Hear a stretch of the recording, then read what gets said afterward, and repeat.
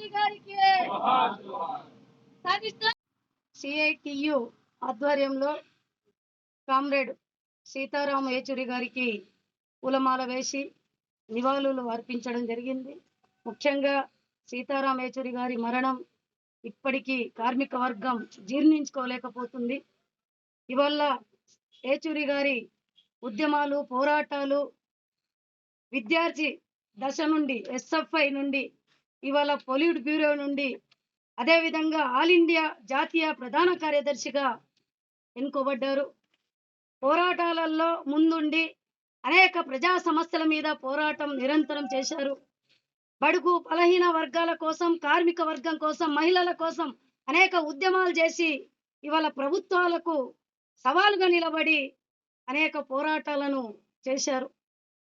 ఆయన పోరాటం, ఆయన స్ఫూర్తి జోహర్లు అర్పించే దాంట్లో కాదు, ఆయనకు నివాళులు అర్పించే సరిపోదు.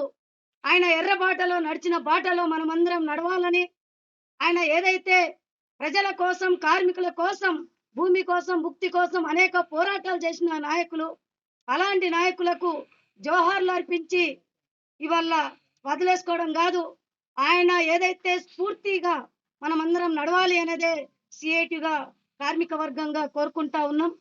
ఏదైతే సమాజం కోసం ఈ దోపిడి వర్గం పోవాలని, దోపిడి గురయ్యే వర్గం సమాజం మార్పు రావాలని అనేక పోరాటాలు చేసిన నాయకులు.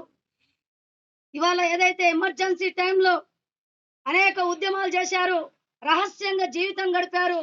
దాంతో పాటు ఎస్ఎఫ్ఐ ఉద్యమాలలో ఏదైతే ఇందిరాగాంధీ ఇంటి ముంగట వందలాది మంది విద్యార్థులతోటి పోరాటం చేసి ఆమెతోటి రాజీనామా చేయించారు. అదేవిధంగా ఇవాళ ఏదైతే బీజేపీ ప్రభుత్వం అధికారంలో వచ్చిన తర్వాత మతోన్మాదాన్ని, ఇవాళ కార్పొరేట్కి వ్యతిరేకంగా ప్రజా సమస్యల మీద నిరంతరం ఎప్పటికప్పుడు ఆయన సలహాలు, సూచనలు కార్మికులకు, అదేవిధంగా పార్టీ వర్గాలకు ఇవాళ ఇస్తా ఉన్నారు. ఆయన మరణం ఇవాళ సిపిఎం పార్టీకి ఏదైతే తీరని లోటు. ఆయన ఎంతటి నాయకులైనా అది భర్తీ చేయలేము.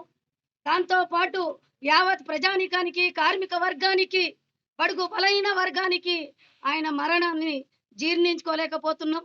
కాబట్టి అలాంటి నాయకుణ్ణి మనం ఈరోజు నివాళులు అర్పిస్తూ ఆయన బాటలో, ఆయన స్ఫూర్తితోటి ఈ పోరాటాలను ఉధృతం చేయాలని కోరుతూ ఈ అవకాశం ఇచ్చిన వాళ్ళకందరికీ ధన్యవాదాలు తెలియజేస్తూ ముగిస్తాం.